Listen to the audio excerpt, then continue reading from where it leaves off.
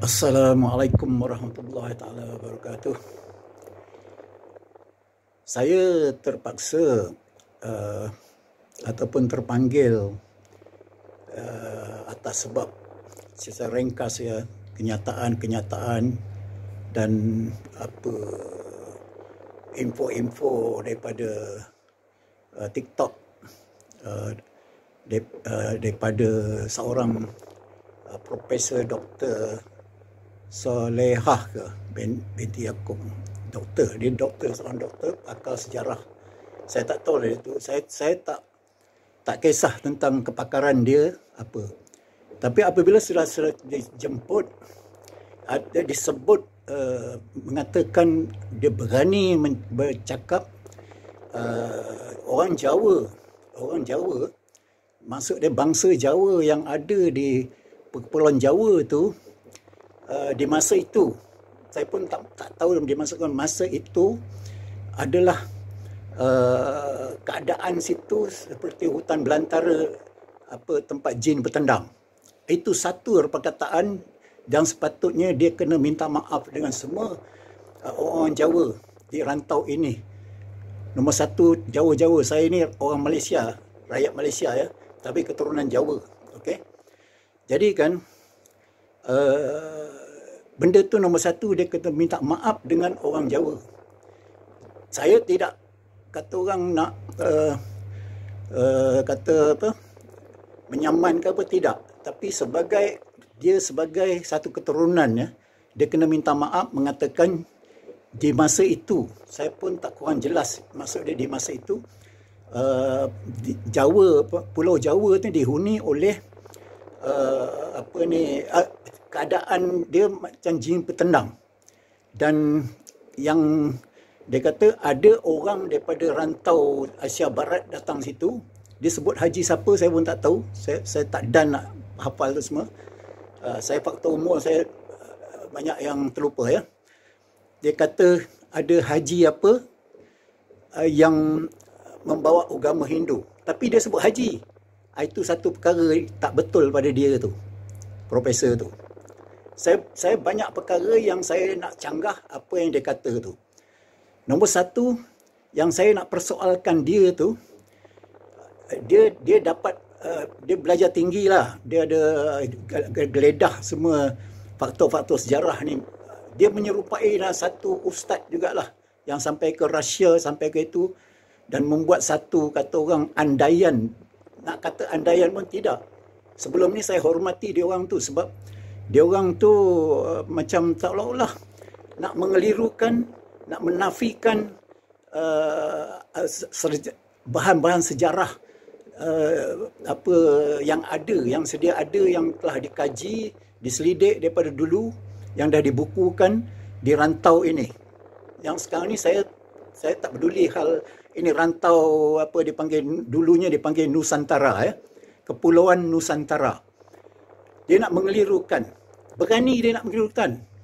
Jadi perkara tu yang saya nak perkara ni kalau ada kata orang react daripada dia tu, saya akan bantah lagi. Saya tahu dia tujuan dia orang tu dengan dia punya bahan-bahan kajiannya.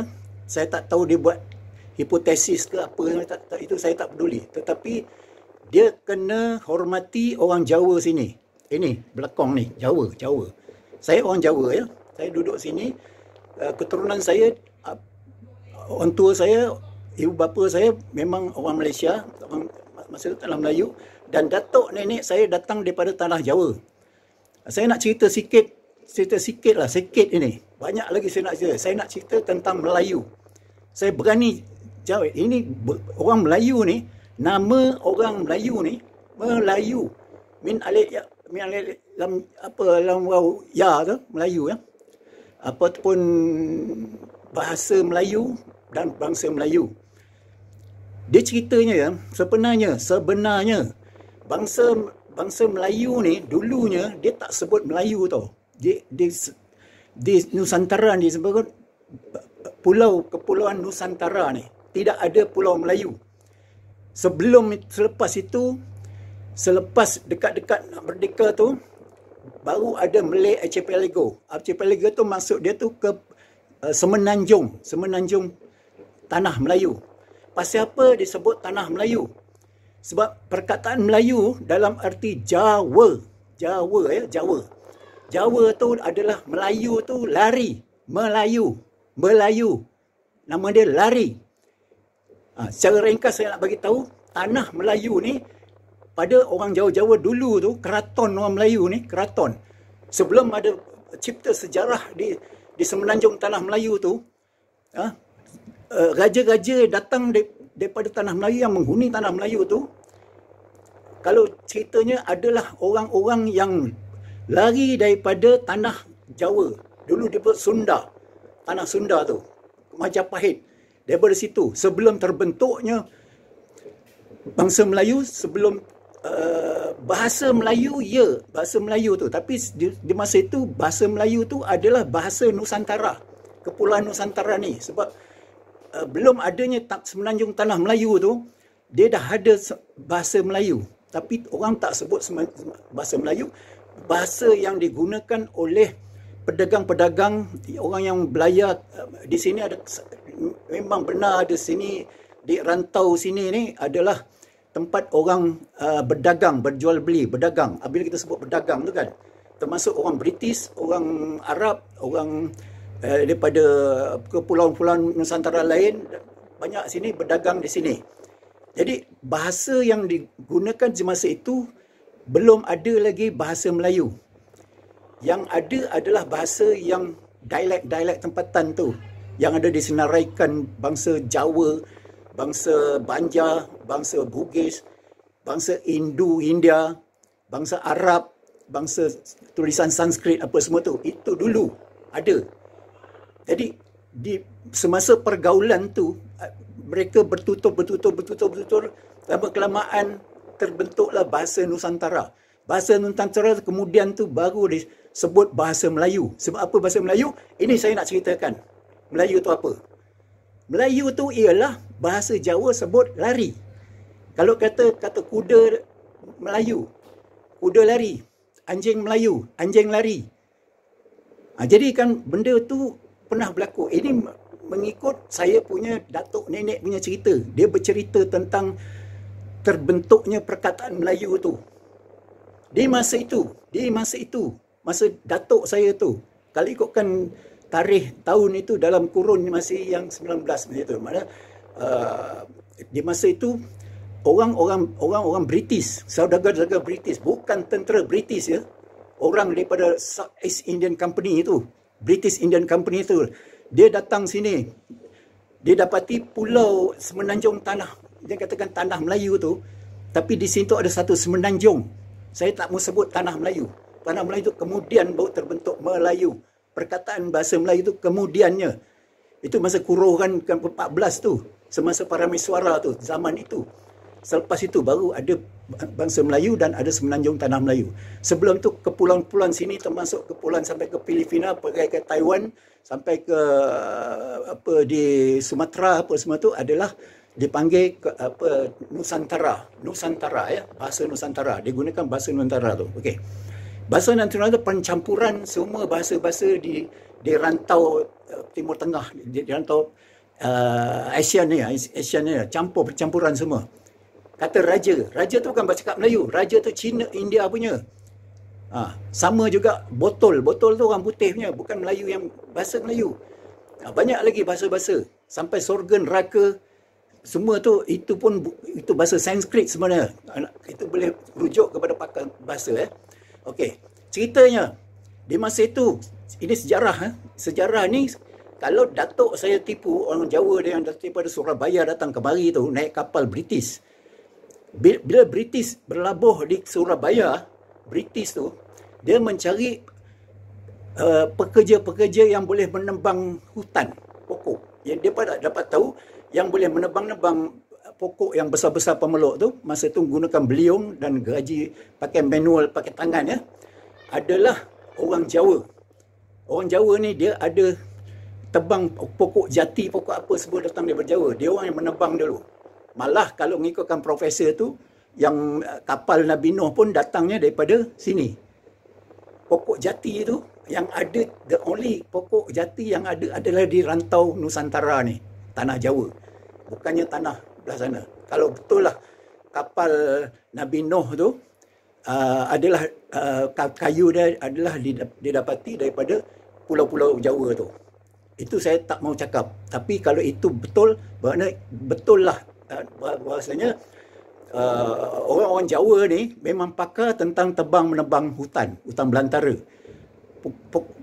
Pokok yang besar-besar bas tu dia boleh tebang jadikan hutan dan untuk ditanam tanam getah British. Jadi dia orang datang ke sini, datang ke Pulau Jawa tu, Surabaya.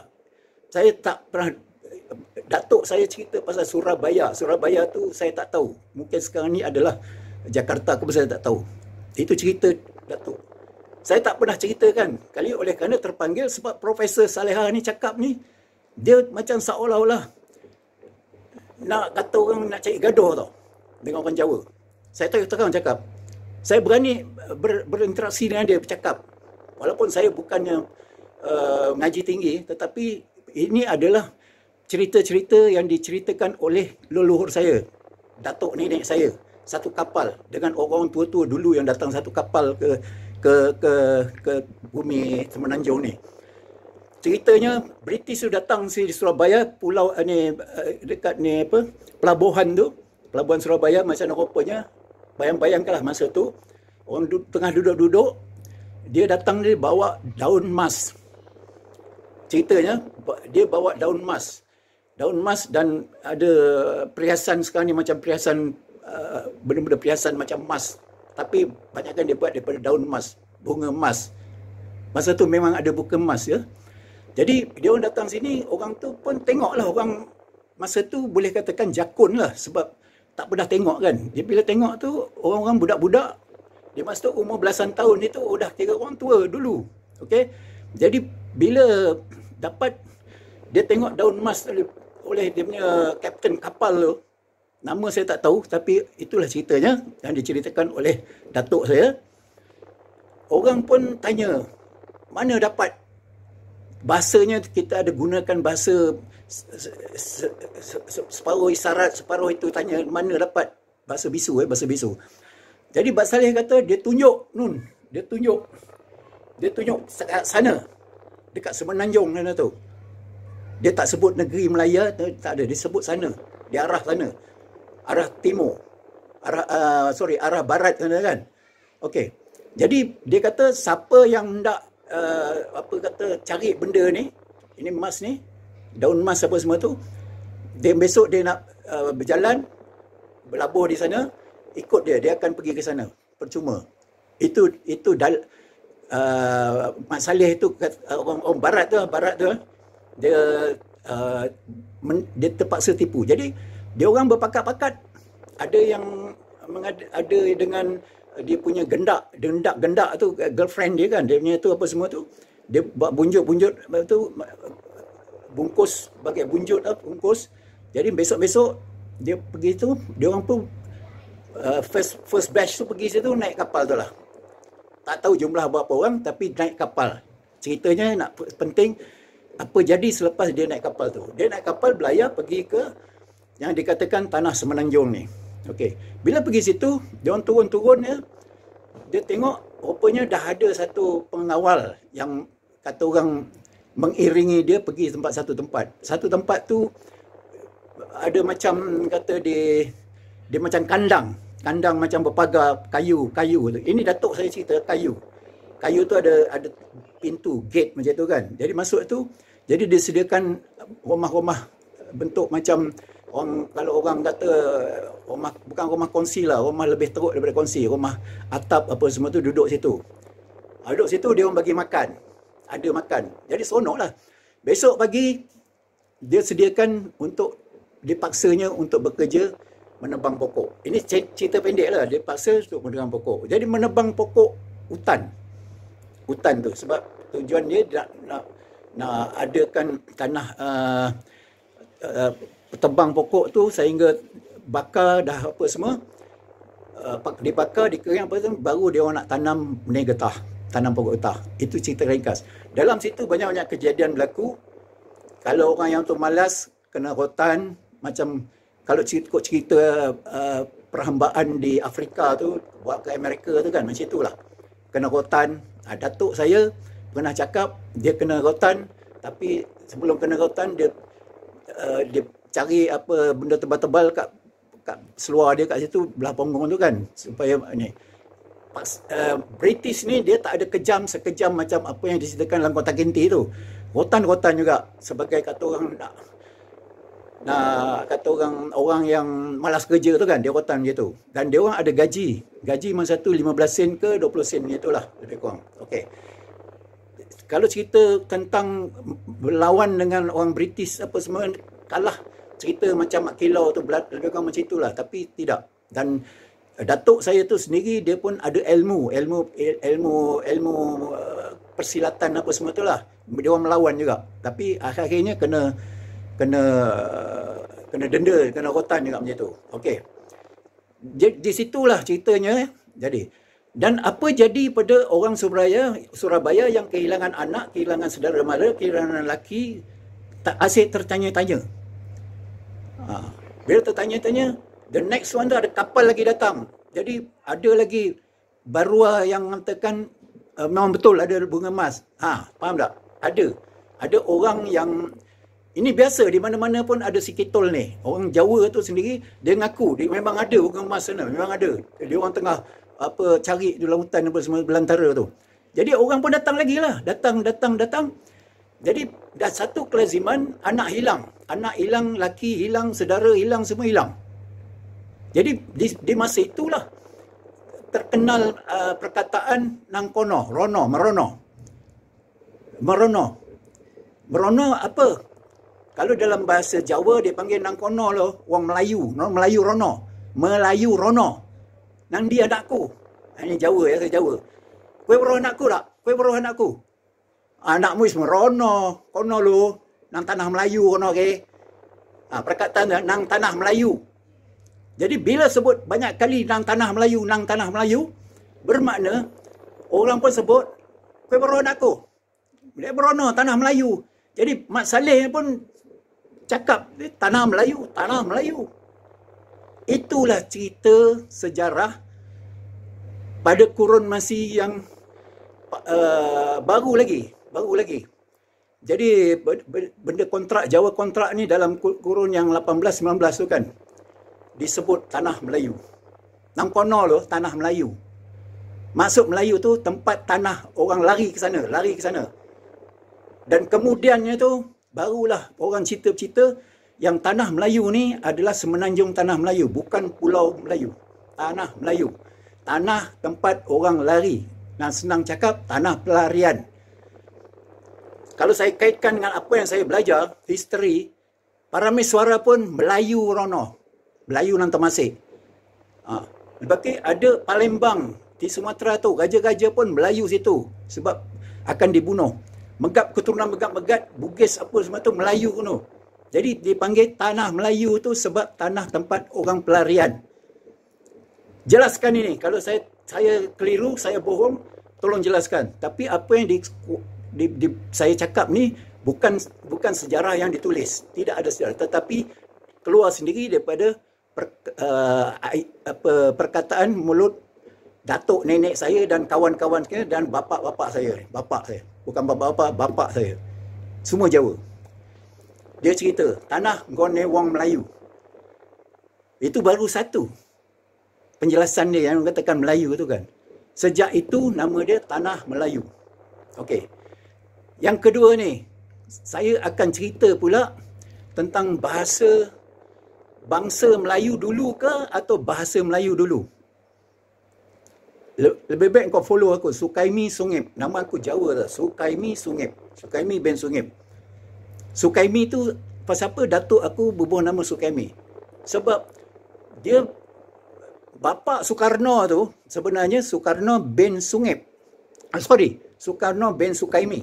Tapi spelling dia lain macam Sukaimi. Tapi yang Sukaimi bapa Soekarno tu Sukaimi. Jadi pronoun dia sama. Faham tak?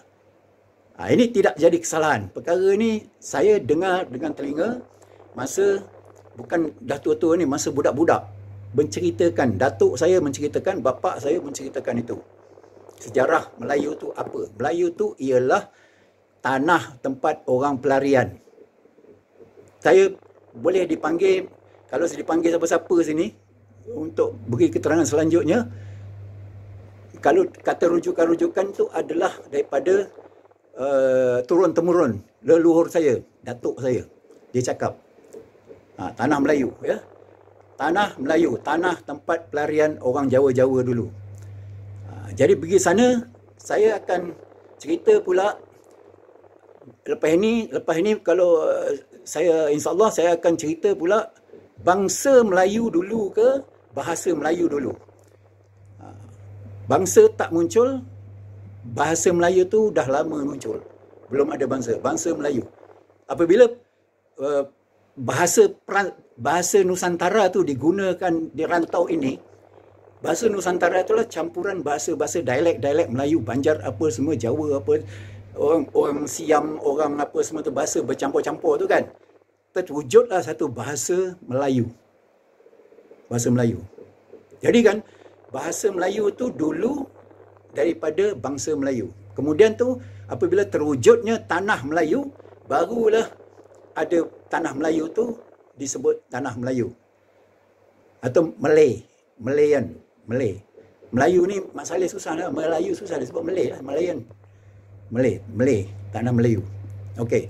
Setakat itu aja saya nak cerita, dan saya akan sambung lagi tentang bahasa Melayu ke dulu ataupun bangsa Melayu tu dulu terwujud. Semua ni saya berligar di antara kurun masa yang ke-14. Kita ambil sejarah yang bertulis sebelum profesor ni nak komen tentang sejarah yang bertulis yang ada dalam buku silibus apa semua ni kan, dari universiti apa bertulis macam itu. Kurun masa 14 apa semua tu yang mengatakan ada orang Melayu sini lah apa, itu banyak. Saya tengah kata orang apa nak cerita tu, nak tunggu react apa ni pada tuan-tuan semua ni, ya. Terutama profesor, saya pesan profesor tu jangan sewenang-wenang mengatakan bangsa Jawa duduk di hutan belantara tempat jin bertendang. Ya, dia silap. Yang dikatakan jin bertendang tu di Kalimantan tu. Di Kalimantan tu yang betul jin sampai sekarang. Sebab situ orang-orang dia memang ada macam seolah-olah membeli jin di situ, bukan di tanah Jawa. Mungkin dia tak tahu tanah Jawa mana, Kalimantan mana. Okey, dengan itu saya sebelum ini saya terpaksa cakap kalau ada salah cakap yang menyentuh apa, minta maaf. Kalau ada perkara-perkara nak cakap saya terus menerus pun boleh hubungi saya, carilah sendiri nombor telefon saya. Dengan itu sekian, wassalam.